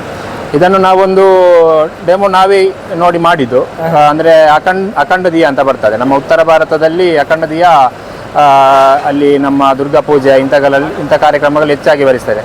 ಅದನ್ನು ಒಂದು ನಾವು ಪ್ರಾತ್ಯಕ್ಷಿಕೆ ಇಟ್ಟುಕೊಂಡು ನಾವೊಂದು ಚಿಕ್ಕವಾಗಿ ಒಂದು ಡೆಮೋ ಮಾಡಿದ್ವಿ. ಅದನ್ನು ತಗೊಂಡು ನಾವು 1 ತಿಂಗಳ ಹಿಂದೆನೇ ಉತ್ತರ ಪ್ರದೇಶದ ಮೊರಾದಾಬಾದ್ ಅಂದರೆ ಹಿತ್ತಾಳೆಯ ನಗರಿ ಅಂತ ಹೇಳ್ತಾರೆ. ಹಿತ್ತಾಳೆಯ ಎಲ್ಲ ವಸ್ತುಗಳು ತಯಾರಿಸಿದ ಮೊರಾದಾಬಾದಿನಲ್ಲಿ ಅಲ್ಲಿಗೆ ಹೋಗಿ ಈ ಡೆಮೋವನ್ನು ತೋರಿಸಿ ಅಲ್ಲಿ ಗಲ್ಲಿಯಲ್ಲಿ ಅಂಗಡಿಗಳಿಗೆ ಹೋಗಿ ಇಂಥದನ್ನು ನೀವು ಮಾಡಿಕೊಡ್ಬಹುದಾ, ಅದರಲ್ಲಿ ಒಂದು 2-3 ಜನ ನಮಗೆ ಆಗಲಿಕ್ಕಿಲ್ಲ, ಇದು ಸಾಧ್ಯ ಇಲ್ಲ ಅಂತ ಕೈ ತೊಳೆದು ಬಿಟ್ರು. ಹಾಗೆ ಮತ್ತೆ ಅಲ್ಲಿಯ ನಮ್ಮ ಸ್ಥಳೀಯ ನಮ್ಮ ವಿಶ್ವಪಕ್ಷ ಬಜರಂಗ ಕಾರ್ಯಕರ್ತರ ಸಹಕಾರದಿಂದ ನಾವು ಅಲ್ಲಿ ಹುಡುಕಿಕೊಂಡು ಹೋಗಿದ್ವಿ. ಅವರೊಂದು 2-3 ಪರಿಚಯದವರು ಅಲ್ಲಿ ಅವರ ಪರಿಚಯದವರ ನಮ್ಮ ಬಳಿ ಕರ್ಕೊಂಡು ಹೋದರು. ಅವರಿಗೆ ಇದನ್ನು ತೋರಿಸಿ ಹೇಳುವಾಗ ಅವರು ಒಪ್ಪಿಕೊಂಡು ನೋಡುವ ನಾವು ಮಾಡ್ತೇವೆ ಅಂತ ಹೇಳಿದರು. ಅದು ಸ್ವಲ್ಪ ಕಷ್ಟ ಉಂಟು, ಮಾಡ್ಬೋದು ಅಂತ ಹೇಳಿದರು. ಹಾಗೆ ನಮಗೊಂದು ದಿನ ಕೊಟ್ಟಿದ್ರು, ಡೆಡ್ಲೈನ್ ಕೊಟ್ಟಿದ್ರು, ಇಂಥ ದಿನದಲ್ಲಿ ನಾವು ಮಾಡಿಕೊಡ್ತೇವೆ ಅಂತ. ಬಟ್ ಅವರಿಗೆ ಕೂಡ ಅದು ಆಗಲಿಲ್ಲ. ಅವರು ಮತ್ತೆ ನಮಗೆ ಕೂಡ ಆಗ್ತಾ ಇಲ್ಲ, ಬಟ್ ನಿಮಗೆ ಅದರದ್ದು ಮೆಟೀರಿಯಲ್ ಬೇಕಾದರೆ ನಾವು ಕಳಿಸ್ತೇವೆ, ನೀವು ಬೇಕಾದ್ರೆ ಅಂತ. ಕೊನೆಗೆ ನಮಗೆ ಬೇರೆ ದಾರಿ ಇಲ್ಲದೆ ಮೆಟೀರಿಯಲ್ ತಗೊಂಡಿದ್ವಿ. ಅದನ್ನು ಮತ್ತೆ ನಾವೇ ಇಲ್ಲಿ ಪುತ್ತೂರಲ್ಲಿ ಅಲ್ಲಿಂದ ಸ್ವಲ್ಪ ಬಂತು ಕೆಲವು ಐಟಮ್ಸ್ಗಳು, ಸ್ವಲ್ಪ ದೀಪದು. ಮತ್ತು ನಾವು ಉಳಿದದನ್ನು ಅದರ ಟೋಟಲ್ ಫಿನಿಶಿಂಗ್ ಕೆಲಸ ನಾವು ಪುತ್ತೂರಲ್ಲಿ ಮುಗಿಸಿದ್ವಿ. ಅದಕ್ಕೆ ನಮ್ಮ ಕಾರ್ಯಕರ್ತರು ಕೂಡ ಸಹಕಾರ ತುಂಬ ಮಾಡಿದ್ದಾರೆ. ಅಲ್ಲಿಂದ ಈ ದೀಪ ತಯಾರಾದದ್ದು. ಅಂದರೆ ಸಣ್ಣ ಕೆಲಸ ಅಲ್ಲ, ತುಂಬ ಕೆಲಸ ಆಗಿದೆ ಸರ್, ತುಂಬ ಕೆಲಸ ಆಗಿದೆ. ಅಂದರೆ ಇದರದ್ದು ಕೆಲಸ ಮಾಡಲಿಕ್ಕೆ ಕೂಡ ಪರಿಣಿತರು ಎಲ್ಲ ಕಡೆ ಸಿಗುವುದಿಲ್ಲ. ಅದನ್ನು ನಾವು ಹುಡುಕಿಕೊಂಡು ಹೋಗಿ ಪರಿಣಿತರ ಹತ್ರ ಕೇಳಿಕೊಂಡು ಅದನ್ನು ವೆಲ್ಡಿಂಗ್ ಎಲ್ಲ ಮಾಡೋದು, ಇಂಥ ಚಿಕ್ಕ ವಿಷಯಗಳೇ ತುಂಬ ನಮಗೆ ಕೆಲಸ ಕೊಡ್ತಿತ್ತು. ಅದೆಲ್ಲ ಮಾಡಿ ನಮ್ಮ ಅಖಂಡ ದಿಯ ತಯಾರಾದದ್ದು. ಖಂಡಿತ ನೀವು ಹೇಳುವಾಗಲೇ ನಮಗೆ ರೋಮಾಂಚನ ಆಗ್ತದೆ. ಅಲ್ಲಿಗೆ ಹೋಗಿ ಅಷ್ಟು ಕಷ್ಟ ಬಂದು ಅಂಗಡಿ ಎಲ್ಲ ಹೋಗಿ ಗ್ರೇಟ್ ಸರ್. ಹೌದು ಸರ್. ಮತ್ತೆ ದೀಪದ ಉರಿತದಲ್ಲ, ಅದರ ಯಾವ ತರ ಸರ್ ಪ್ರೊಸೆಸ್? ಅಂದ್ರೆ ಅದರದ್ದು ಹೇಗೆ ಅಂದ್ರೆ ಸರ್, 2 ಕಡೆ ಬತ್ತಿದೆ, 2 ಕಡೆ ಉರಿಯುವಂತ ವ್ಯವಸ್ಥೆ. ಮಧ್ಯದಲ್ಲಿ ಒಂದು ಆ ಕಲಶ ಕಾಣ್ತಿದೆಯಲ್ಲ, ಅದರಲ್ಲಿ ನಾವು ಎಣ್ಣೆಯನ್ನು ಹಾಕುವಂತದ್ದು. ಇದರಲ್ಲಿ ನಾವು ಶುದ್ಧವಾದಂತ ತೆಂಗಿನ ಎಣ್ಣೆಯನ್ನು ಉಪಯೋಗ ಮಾಡ್ತಿದ್ದೇವೆ. ಶುದ್ಧ ತೆಂಗಿನ ಎಣ್ಣೆ. ಅದು ಯಾಕೆಂದರೆ ಅತಿ ಕಡಿಮೆ ಹೊಗೆ ಬರುವುದು ತೆಂಗಿನ ಎಣ್ಣೆಯಲ್ಲಿ ಮಾತ್ರ. ಉಳ್ದದ್ದು ನಾವು ಎಣ್ಣೆ ಇರಲಿ ಬೇರೆ ಎಣ್ಣೆಗಳಲ್ಲಿ ಹೆಚ್ಚು ಹೊಗೆ ಬರ್ತದೆ ನಮಗೆ. ಅಂದ್ರೆ ಈ ಅಷ್ಟು ದೂರದಿಂದ ವಿಶೇಷ ವಾಹನಗಳಲ್ಲಿ ತರುವಾಗ ನಮಗೆ ಹೊಗೆ ಸಮಸ್ಯೆ ಬಂದರೆ ಅದೊಂದು ರೀತಿಯ ಬೇರೆ ರೀತಿಯ ಸಮಸ್ಯೆಗಳು ಉದ್ಭವ ಆಗ್ತದೆ ವಾಹನಕ್ಕೆ. ಅದರಿಂದ ನಾವು ಇದರಲ್ಲಿ ಮೊದಲೇ ಅದೇ ಹೇಳಿದ ಹಾಗೆ 1 ತಿಂಗಳು ಮುಂಚೆನೇ ನಾವು ಇದರ ಬಗ್ಗೆ ನಾವು ತಿಳ್ಕೊಂಡು ದೀಪಗಳನ್ನು ಉರಿಸಿಕೊಂಡು ಎಲ್ಲ ನಾವು ತಯಾರು ಮಾಡಿ ಇಟ್ಟಿದ್ವಿ ಇದರ ಬಗ್ಗೆ ಯೋಜನೆಗಳನ್ನು. ಎಣ್ಣೆ ಕೂಡ ಬಸ್ಸಲ್ಲಿ ಇತ್ತು. ನಮಗೆ ಎಷ್ಟು ಬೇಕು ಅದರಂತೆ ಸ್ವಲ್ಪ ಹೆಚ್ಚುವರಿ ಎಣ್ಣೆಯನ್ನು ನಾವು ಪುತ್ತೂರಿಂದಲೇ ಶುದ್ಧ ತೆಂಗಿನ ಎಣ್ಣೆಯನ್ನು ಇಟ್ಕೊಂಡು ಹೋಗಿದ್ವಿ. ಹಾಗೆ ಆ ಎಣ್ಣೆ ಕಲಶದ ಮಧ್ಯದ ಭಾಗದಲ್ಲಿ ಹಾಕಿ ಅದು 2 ಕಡೆಗೂ ಹೋಗ್ತದೆ. 2 ಕಡೆಯಲ್ಲೂ ಬತ್ತಿ ಇದ್ದು, ಆ ಬತ್ತಿ ಸ್ವಲ್ಪ ದೊಡ್ಡ ಮಟ್ಟಿನಲ್ಲಿ ಅಗಲ ಇದೆ. ಇವಾಗ ನೀವು ನೋಡ್ತಿದ್ದೀರಾ, ಅದು ಸ್ವಲ್ಪ ದೊಡ್ಡದಾಗಿ ಉರಿತಾ ಇದೆ, ದಪ್ಪದಲ್ಲಿದೆ. ಅದು ಯಾಕೆ ಅಂದರೆ ಎಂಥ ಗಾಳಿ ಬಂದರೂ ಎಂಥ ವಾಹನ ಹೋಗುವಾಗ ಅಳುಗಾಡಿ ಶೇಕ್ ಆದರೂ ಕೂಡ ಆರದಂಥ ವ್ಯವಸ್ಥೆಗೋಸ್ಕರ ಅಷ್ಟು ದೊಡ್ಡ ಬತ್ತಿಯನ್ನು ನಾವು ಅದಕ್ಕಿದು ಉಪಯೋಗಿಸ್ತಿದ್ದೇವೆ. ಅಂದರೆ ಸೇಫ್ಟಿಗಿಂತ ಬೇರೆ ಇಲ್ಲ, ಒಂದೇ ಬತ್ತಿ ಜ್ಯೋತಿ ಇರುವಂಥದ್ದು ಅದರಲ್ಲಿ. ಬತ್ತಿ ದೊಡ್ಡ ಬತ್ತಿ ಉಂಟು, ಅಂದರೆ ಒಂದು ಅಂದಾಜು ಇಷ್ಟು ಉದ್ದ ಬತ್ತಿದೆ, ಅದು ಕೂಡ ಇಷ್ಟು ದಪ್ಪದಿದೆ. ಆ ಬತ್ತಿಯನ್ನು ಕೂಡ ನಾವು ವಿಶೇಷವಾಗಿ ಪುತ್ತೂರಲ್ಲಿ ನಾವು ಏಲಿ ಮಾಡಿಸಿ ತಯಾರಿಸಿದ್ದು. ಬತ್ತಿ ಮಾಡುವವರ ಹತ್ರನೇ ಅವರು ಕೂಡ ಆಗ್ತದಿಲ್ವ ಅಂತ ಹೇಳಿದ್ರು. ಮತ್ತೆ ಕೂಡ ಏನೋ ರಾಮನ ಒಂದು ಆಶೀರ್ವಾದ ಅಂತ ಅನ್ಕೊಳ್ಬೇಕು. ಎಲ್ಲ ಕೆಲಸಗಳು ಕೊನೆ ಕ್ಷಣದಲ್ಲಿ ಒಂದು ನಮಗೆ ನಾವು ಅನ್ಕೊಂಡ ರೀತಿ ಆಯಿತು. ಮತ್ತೆ ಈ ರಥ ಎಲ್ಲಿ ಸರ್ ತಯಾರಾಗಿರುವಂಥದ್ದು? ಇದು ವಿಶೇಷವಾಗಿ ಈ ರಥ ಕೂಡ ಶಿವಮೊಗ್ಗದಲ್ಲಿ ನಾವು ತಯಾರಿಸಿದ್ದು. ಅದಕ್ಕೂ ಕೂಡ ನಾವು ಈ 1.5 ತಿಂಗಳು ಮುಂಚೆನೇ ಶಿವಮೊಗ್ಗಕ್ಕೆ ಹೋಗಿ ನಮಗೆ ರಥಯಾತ್ರೆಗೆ ಯಾವ ರೀತಿಯಾಗಿ ಬೇಕು ವಾಹನ ಅದನ್ನೆಲ್ಲ ನೋಡಿ ನಾವು ತಯಾರು ಮಾಡಿ ಇಂಥ ದಿನಕ್ಕೆ ನೀವು ಕಾರ್ಕಳಕ್ಕೆ ತಲುಪಬೇಕಂತ ಮೊದಲೇ ನಿಗದಿ ಮಾಡಿ ಮೊನ್ನೆ 1ನೇ ತಾರೀಕಿನಂದು ಕಾರ್ಕಳಕ್ಕೆ ಬಂದು ಅಲ್ಲಿಂದ ನಾವು ರಥಯಾತ್ರೆ ಪ್ರಾರಂಭವಾಗಿದೆ. ಅಂದರೆ ರಥ ಅಂತ ಹೇಳಿದ್ರೆ ಅದು ಎಂತ ಜೀಪ್ ಉಂಟು ಸರ್? ಅದು ಯಾವ ಥರ ವ್ಯವಸ್ಥೆಗಳು ಅದರಲ್ಲಿ? ಟಾಟಾ ಸುಮಾ ವಾಹನ, ಟಾಟಾ ಸುಮಾ ಯೂಸ್ ಅಲ್ಲೇ ಇದ್ದು. ಅದು ನಾವು ಅಂದರೆ ಅದು ಮೊದಲೇ ಹೋಗಿ ಅದನ್ನು ನಮಗೆ ಸ್ವಲ್ಪ ಮಾಡಿಬೇಕು ನಾವು ಮಾಡಿದ್ದೇವೆ. ನಮಗೆ ನಮ್ಮ ಈ ರಥಯಾತ್ರೆಗೆ ಯಾವ ರೀತಿ ಬೇಕು ಆ ರೀತಿಗಳ ವ್ಯವಸ್ಥೆಗಳನ್ನು ಮೊದಲೇ ಅವರಿಗೆ ಹೇಳಿ ಖುದ್ದು ನಾವು ಭೇಟಿ ಮಾಡಿ ಅವರ ಹತ್ರ ಹೋಗಿ ಮಾತಾಡಿ ಇದೆಲ್ಲ ವ್ಯವಸ್ಥೆಗಳನ್ನು ಮಾಡಿಕೊಂಡು ಬಂದದ್ದು. ಅಂದರೆ ಈಗ ರೋಡಲ್ಲಿ ಹೋಗುವಾಗ ಮಾಡಿಫೈ ಮಾಡಿ ರಥದಾಗಿ ಮಾಡಿ ಈಗೆಲ್ಲ ಉಂಟಲ್ಲ? ಹೌದು. ಅದಕ್ಕೇನಾದರೂ ಸಮಸ್ಯೆ ಮಾಡುದಿಲ್ಲ ಈ ಪೊಲೀಸ್ನವರೆಲ್ಲ? ಇಲ್ಲ, ಆ ರೀತಿ ಏನೋ ಸಮಸ್ಯೆ ನಮಗೆ ಎಲ್ಲೂ ಆಗಲಿಲ್ಲ. ಅಂದರೆ ರಾಮಜ್ಯೋತಿಯಿಂದ ಅಯೋಧ್ಯೆಯಿಂದ ಹೊರಟಾಗಲೇ ಇಲ್ಲಿ ಎಲ್ಲ ಪ್ರಚಾರ ಆಗಿತ್ತು, ಒಳ್ಳೆ ಎಲ್ಲ ಕಡೆ ಉತ್ತಮ ನಮಗೆ ಸ್ಪಂದನೆ ಸಿಗ್ತಿತ್ತು. ಇಲ್ಲಿ ಕೂಡ ನಮಗೆ ತುಂಬ ಕಡೆ ಪೊಲೀಸ್ ಇಲಾಖೆಯಿಂದ ಕೂಡ ನಮಗೆ ದಾರಿಯನ್ನು ಸುಗಮ ಮಾಡಿಕೊಡುವಂಥ ವ್ಯವಸ್ಥೆಗಳೇ ನಡೆದಿದೆ. ಸರಿ, ಮತ್ತೆ ನೀವೀಗ ಅಯೋಧ್ಯೆಗೆ ಹೋಗಿ ಬಂದಿದ್ದೀರಿ ಸರ್? ಹೌದು, ಬಸ್ಸಲ್ಲಿ ಮತ್ತು ರಥದಲ್ಲಿ. ಈಗ ಏನಾದರೂ ಮಧ್ಯದಲ್ಲಿ ಸಮಸ್ಯೆಗಳು ಬಂದರೆ ಈಗ ಬಸ್ಸಲ್ಲಿ ಹೋಗುವಾಗಲೂ ಹೇಳಲಿಕ್ಕೆ ಆಗುದಿಲ್ಲ, ಸಮಸ್ಯೆ ಬರ್ಲಿಕ್ಕೂ ಸಾಕು ಬಾರದಿರ್ಲಿಕ್ಕೂ ಸಾಕು. ಅದಕ್ಕೆ ಹೇಗೆ ಸೇಫ್ಟಿ ಎಲ್ಲ ಇತ್ತು ಸರ್? ಆ ಥರ ನಾವು ಕೂಡ ಎಲ್ಲ ರೀತಿಯಲ್ಲೂ ತಯಾರಿದ್ವಿ. ಈಗ ದೀಪದ ವ್ಯವಸ್ಥೆಗೆ ಕೂಡ ಏನಾದರೂ ಸಮಸ್ಯೆ ಬಂದರೆ ಅದಕ್ಕೆ ಬೇಕಾದಂಥ ನಮ್ಮ ಹತ್ರ ಸಲಕರಣೆಗಳು ಎಲ್ಲ ನಮ್ಮ ಹತ್ರ ತಯಾರಿತ್ತು. ಮತ್ತೆ ಆ ರಾಮನ ಒಂದು ಆಶೀರ್ವಾದ ಅಂತಲೇ ಕಾಣ್ತದೆ. ಯಾವುದೇ ಒಂದು ಚಿಕ್ಕ ಸಮಸ್ಯೆಗಳು ಇಲ್ಲಿ ತನಕ ನಮಗೆ ಬರಲೇ ಇಲ್ಲ. ಮತ್ತೆ ಈಗ ಅದೇ ನೀವು ಹೋದ ಸಮಯದಲ್ಲಿ ಯುದ್ಧ ನಡೀತಾ ಇತ್ತು, ಎಲ್ಲ ಕಡೆ ಗ್ಯಾಸ್ ಇಲ್ಲ, ಪೆಟ್ರೋಲ್ ಇಲ್ಲ, ಡೀಸೆಲ್ ಇಲ್ಲ ಅಂತ ಕೆಲವು ಕಡೆ ಎಲ್ಲ ಇತ್ತು.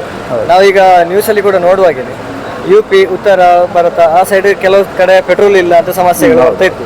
ನಿಮಗೇನಾದ್ರೂ ಅಂತ ಸಮಸ್ಯೆ ಆಗಿದೆ? ನಮಗೆ ಸ್ವಲ್ಪ ಉತ್ತರ ಪ್ರದೇಶ ಮತ್ತು ಮಧ್ಯಪ್ರದೇಶ ಭಾಗದಲ್ಲಿ ಸಂಚಾರ ಮಾಡುವಾಗ ಅಲ್ಲಿ ಸ್ವಲ್ಪ ನಮಗೆ ಇದು ಡೀಸೆಲ್ ಸಮಸ್ಯೆ ಬಂತು. ಅಲ್ಲಿ ಕಿಲೋಮೀಟರ್ ಗಟ್ಟಲೆ ಸ್ವಲ್ಪ ಕೆಲವು ಕಡೆ ಕ್ಯೂಗಳು ನಿಂತಿದ್ರು. ಬಟ್ ನಮಗೆ ಕೆಲವು ಇನ್ನು ಅಲ್ಲಿ ಒಂದು 5 ಕಿಲೋಮೀಟರ್ ಮುಂದೆ ಹೋದಾಗ ನಮಗೆ ನಮ್ಮ ವ್ಯವಸ್ಥೆ ಆಗಿದೆ, ಡೀಸೆಲ್ಗಳು ಸಿಕ್ಕಿದೆ. ಅದೇ ಸಿಗ್ಲೇ ಇಲ್ಲ ಅಂತ ಇಲ್ಲ, ಆ ಥರ ಏನೂ ಆಗಲಿಲ್ಲ. ರೇಟ್ ಏನಾದರೂ ಜಾಸ್ತಿ ಇತ್ತಾ ಸರ್? ಇಲ್ಲ, ರೇಟ್ ಅದೇ ರೇಟು, ಯಾವುದೇ ಹೆಚ್ಚು ಇದು ಇರಲಿಲ್ಲ.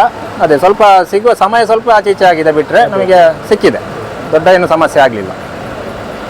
ಮತ್ತೆ ಆಚೆ ನಮ್ಮ ಕರ್ನಾಟಕದಿಂದ ಹೊರಗಿನ ಕಡೆ ರೆಸ್ಪಾನ್ಸ್ ಎಲ್ಲ ಯಾವ ಥರ ಇತ್ತು? ದೇವರ ಕಾರ್ಯ ಅಂತ ತುಂಬ ಉತ್ತಮ ನಮಗೆ ಒಂದು ಸ್ಪಂದನೆ ಕೂಡ ಹೊರಗಿನ ಭಾಗದಲ್ಲಿ ಕೂಡ ಸಿಕ್ಕಿದೆ. ಈ ರಥ ಬರುವಾಗ ನಾವೀಗ ಎಲ್ಲಾದರೂ ಒಂದು ನೀರು ಕುಡಿಲಿಕ್ಕ ಎಲ್ಲಾದರೂ ನಿಲ್ಲಿಸಿದಾಗ ಅಲ್ಲಿ ಹೋಗುವವರು ಕೂಡ, ದಾರಿ ಹೋಗೋರು ಕೂಡ ಕಾರನ್ನು ನಿಲ್ಲಿಸಿ, ಅಂದರೆ ಈ ಹಿಂದಿಯಲ್ಲಿ ಕೂಡ ನಾವು ಇದರಲ್ಲಿ ಹೆಸರು ಹಾಕಿದ್ವಿ, ಹಿಂದಿ, ಇಂಗ್ಲೀಷ್, ಕನ್ನಡ 3 ಭಾಷೆಯಲ್ಲಿ. ಅದನ್ನು ನೋಡಿ ಎಂತ ಅಂತ ಕೇಳ್ತಿದ್ರು. ಹೀಗೆ ಗೆಲ್ಲುವಾಗ ಭಾರೀ ಒಂದು ಭಕ್ತಿಪೂರ್ವಕವಾಗಿ ಬಂದು ಅದಕ್ಕೆ ಒಳಗೆ ಬಂದು ಅಡ್ಡ ಬೀಳುವುದು, ನಮಸ್ಕರಿಸೋದು, ಪ್ರಸಾದ ತಗೊಂಡು ಹೋಗ್ತಿದ್ರು ಅಂತ ತುಂಬ ಕಡೆ ನಡೆದಿದೆ. ಅದರಲ್ಲೂ ಕೂಡ ಮಧ್ಯಪ್ರದೇಶ, ಮಹಾರಾಷ್ಟ್ರದ ಲಾತೂರಲ್ಲಿ ಅಂತೂ ಅಲ್ಲಿ ಒಂದು ಗ್ರಾಮವೇ, ಒಂದು ಗ್ರಾಮದ ಇಡೀ ರಾತ್ರಿ ಹೊತ್ತು 12 ಗಂಟೆಗೆ ಅಲ್ಲಿ ನಮ್ಮ ರಥ ಬರ್ತಿದೆ ಅಂತ ಗೊತ್ತಾಗಿ ಇಡೀ ಗ್ರಾಮವೇ ಅಲ್ಲಿ ಸೇರಿತ್ತು. ಒಂದು 300-400 ಜನ ಮಹಿಳೆಯರು, ವೃದ್ಧರು, ಮಕ್ಕಳು ಎಲ್ಲರೂ ಬಂದು ರಾಮನ ದರ್ಶನ ಮಾಡಿ ಎಲ್ಲರೂ ಹೋಗಿದ್ರು. ಖಂಡಿತ ಸರ್. ಮತ್ತು ನನಗೀಗ ನಿಮ್ಮ ಹತ್ರ ಮಾತಾಡ್ತಿರುವಾಗ ಒಂದು ಯೋಚನೆ ತಲೆಗೆ ಬಂತು ಸರ್. ಹೇಳಿ ಸರ್. ಈಗ 24 hours ಬಸ್ ರನ್ನಿಂಗಲ್ಲಿ ಇರುವಂಥದ್ದು, ನಿಲ್ಲಿಸಿ ರೆಸ್ಟ್ ಮಾಡಿ ಹಗಲೊತ್ತಲ್ಲಿ ಹೋಗುವ ಆ ಥರ ಏನಾದರೂ ಇತ್ತಾ? ಇಲ್ಲ, ನಮ್ಮ ಗುರಿ ಏನಿತ್ತು ಅಂದರೆ, ನಾವು ಕೂಡ ಈ ಟೋಟಲ್ ರೂಟ್ ಮ್ಯಾಪ್ ಮಾಡುವಾಗ ಕೂಡ ಕಂಟಿನ್ಯೂ ನಮಗೆ ಡ್ರೈವಿಂಗ್ ಮಾಡುವ ರೀತಿ ಇದು ನಾವು ಮಾಡಿದ್ವಿ. ಅಲ್ಲಿ ಒಂದು ದಿನ ಮಾತ್ರ ಹೆಚ್ಚುವರಿ ದಿನ ಇಟ್ಟಿದ್ವಿ. ಆ ದಿನದ ಪ್ರಕಾರನೇ ನಾವು ಸಮಯಕ್ಕೆ ಸರಿಯಾಗಿ ನಾವು ಎಲ್ಲಿ ತಲುಪಬೇಕು ಅಲ್ಲಿಗೆ ನಾವು ತಲುಪಿದ್ದೇವೆ. ಧನ್ಯವಾದಗಳು ಸರ್. Thank you sir. ಅಯೋಧ್ಯೆಯಿಂದ ಅಲ್ಲಿಗೆ ಹೋಗಿ ಬಂದಂಥ ಸಂಪೂರ್ಣ ಮಾಹಿತಿಯನ್ನು ನಮ್ಮ ಜೊತೆ ಹಂಚಿಕೊಂಡಿದ್ದೀವಿ. ದೇವರ ಆಶೀರ್ವಾದ ಯಾವಾಗಲೂ ನಿಮ್ಮೆಲ್ಲರ ಮೇಲೆ ಹೀಗೇನೆ ಇರಲಿ ಸರ್. ಸರಿ ಸರ್, ಧನ್ಯವಾದ. ನೀವು ಕೂಡ ಒಬ್ಬರು ಬ್ಲಾಗರ್, ಕಂಟೆಂಟ್ ಕ್ರಿಯೇಟರ್. ನಿಮಗೆ ನಿಮ್ಮ ನೆಕ್ಸ್ಟ್ ಯೋಚನೆಗಳು ಏನು ಸರ್? ಫಸ್ಟ್ ಸ್ಟಾರ್ಟ್ ಮಾಡುವಾಗ ಫಿಟ್ನೆಸ್ ಜರ್ನಿಯಿಂದ ಸ್ಟಾರ್ಟ್ ಮಾಡ್ಬೇಕಂತಿದ್ದೆ. ಫಿಟ್ನೆಸ್ ಜಿಮ್ಮಿಗೆ ಹೋಗ್ತಾ ಇದ್ದೆ. ಮತ್ತೆ 1-2 ವಿಡಿಯೋಸ್ ಮಾಡಿ ಹಾಕಿದೆ. ಮತ್ತೆ ಅಯೋಧ್ಯೆಗೆ ಒಂದು ಚಾನ್ಸ್ ಸಿಕ್ತು, ದೇವರಿಂದ ಸ್ಟಾರ್ಟ್ ಮಾಡಲಿಕ್ಕೆ ಒಂದು ಅವಕಾಶ ಸಿಕ್ತು. ಅಯೋಧ್ಯೆಗೆ ಹೋಗುವಾಗ ವೀಡಿಯೋಸ್ ಎಲ್ಲ ಮಾಡಿ ಅಪ್ಲೋಡ್ ಮಾಡ್ತಾ ಇದ್ದೆ. ಅದರಿಂದ ಇಲ್ಲಿ ತನಕ ರೀಚ್ ಆಗ್ತಾಯಿತ್ತು. ಬರುವಾಗ ಕಾರ್ಕಳದಲ್ಲೆಲ್ಲ ಕೇಳ್ತಾ ಇದ್ದೆ, ಪೆರ್ನೆಯಲ್ಲಿ ಎಲ್ಲ, ನೀವು ಕಂಟೆಂಟ್ ಕ್ರಿಯೇಟರ್ ಅಲ್ಲ ಅಂತ. ಅವಾಗ ತುಂಬ ಖುಷಿ ಆಯಿತು ಫಸ್ಟ್ ಸ್ಟಾರ್ಟ್ ಮಾಡುವಾಗ. ಸ್ವಲ್ಪ ಫಿಟ್ನೆಸ್, ಜಿಮ್ ಇರಲಿಲ್ಲ, ಡಯಟ್ ಇರಲಿಲ್ಲ. ಮತ್ತೆ ರಿಕವರ್ ಮಾಡ್ತಾನೆ ಅಂತ ಒಂದು ಧೈರ್ಯ ಸಿಕ್ತು. ಜಿತೇಶ್ ಬಲ್ನಾಡ್ ಅವರ ದೀಪದ ಪ್ಲಾನಿಂಗ್ ಎಲ್ಲ ಹೊಡೆದು, ಮತ್ತೆ ದೀಪವನ್ನು ನೋಡಿಕೊಳ್ಳು ಸಹ ಅವರೇ. ಅದಕ್ಕೆ ಎಣ್ಣೆ ಎಲ್ಲ ಹಾಕ್ತಿದ್ರು. ರಾತ್ರಿ ಎಲ್ಲ ಎದ್ದು 1-2-3 ಸಲ ಎದ್ದು ಎಣ್ಣೆ ಎಲ್ಲ ಹಾಕ್ತಿದ್ರು. ದೀಪದ ಫುಲ್ ರಕ್ಷಣೆ ಅವರು. ಮತ್ತೆ ಅದನ್ನು ನಮಗೆ ಸಹ ರಿಕವರ್ ಮಾಡಲಿಕ್ಕೆ ಹೇಳ್ತಿದ್ರು. ಮತ್ತೆ ಹಿಂದೆ ಕಾರ್ಕಳಕ್ಕೆ ನಮ್ಮ ಸುಧೀರಣ್ಣ ಬಂದಿದ್ದು, ಅಲ್ಲಿದ್ದಾರೆ ಸುಧೀರಣ್ಣ ಅವರು. ಅದರ ಹಿಂದೆ ಏನು ಬ್ಯಾನರ್ ಎಲ್ಲ ಕಾಣ್ತಿದ್ದಾರೆ, ಲೈಟ್ ಎಲ್ಲ, ಅದರ ವ್ಯವಸ್ಥೆ ಎಲ್ಲ ಬಂದು ವೆಲ್ಡ್ ಮಾಡಿ ಕಾರ್ಕಳಕ್ಕೆ ಬಂದು ಅವರ ವೆಲ್ಡರ್ ಅವರೆಲ್ಲ ಸಾಮಗ್ರಿಗಳನ್ನು ತಂದು ಅದಕ್ಕೆ ವೆಲ್ಡ್ ಮಾಡಿ ಎಲ್ಲ ಅವರು ಮಾಡಿದ್ದು ಅದನ್ನು. ಮತ್ತೆ ಹಾಗೇನೆ ಅದರಲ್ಲಿ ರಾಮ ಮತ್ತು ಹನುಮಂತನದ್ದು ನಾವು ಫೋಟೋ ನೋಡ್ತಾ ಇದ್ದೇವೆ ಸರ್. ಹೌದು. ಅದು ಎಲ್ಲಿ ಡಿಸೈನ್ ಮಾಡಿದ್ದು? ಅದು ಬ್ಯಾನರ್ ಟೈಪಲ್ಲಿ ಬರುವುದು, ಬ್ಯಾನರ್ ಶೇಪ್ ಇದು ಮೆಟೀರಿಯಲ್. ಮತ್ತು ಅದರ ಹಿಂದೆ LED ಲೈಟಲ್ಲಿ ಅದೆಲ್ಲ ಪ್ರಿಪೇರ್ ಮಾಡಿದ್ದು ನಮ್ಮ ಪುತ್ತೂರಲ್ಲಿ, ಪುತ್ತೂರಲ್ಲಿ. ಇನ್ಸ್ಟಾಗ್ರಾಮಲ್ಲಿ ಇವರ ಅಕೌಂಟ್ ಕೂಡ ಉಂಟು ಸ್ನೇಹಿತರೆ. ಇವರನ್ನು ಕೂಡ ನೀವು ಫಾಲೋ ಮಾಡಿ. ಡೈಲಿ ಹೊಸ ವಿಡಿಯೋಗಳನ್ನೆಲ್ಲ ಹಾಕ್ತಾ ಇರ್ತಾರೆ. ನಿಮ್ಮ ಇನ್ಸ್ಟಾಗ್ರಾಮಲ್ಲಿ ಹೇಗೆ ಸರ್ ಹೆಸರು? ನಂದನ್ ಅಂತ. ಅಯೋಧ್ಯೆವರೆಗೆ ಹೋಗಿ ಬಂದಿದ್ದಾರೆ, ಅಂಜನಾದ್ರಿ ಬೆಟ್ಟಕ್ಕೆ ಕೂಡ ಹೋಗಿ ಬಂದಿದ್ದಾರೆ. Thank you sir. Thank you. ಒಂದು ಒಳ್ಳೆಯ ಮಾಹಿತಿಗಳನ್ನು ನಮ್ಮ ಜೊತೆ ಹಂಚಿಕೊಂಡಿದ್ದೀರಿ.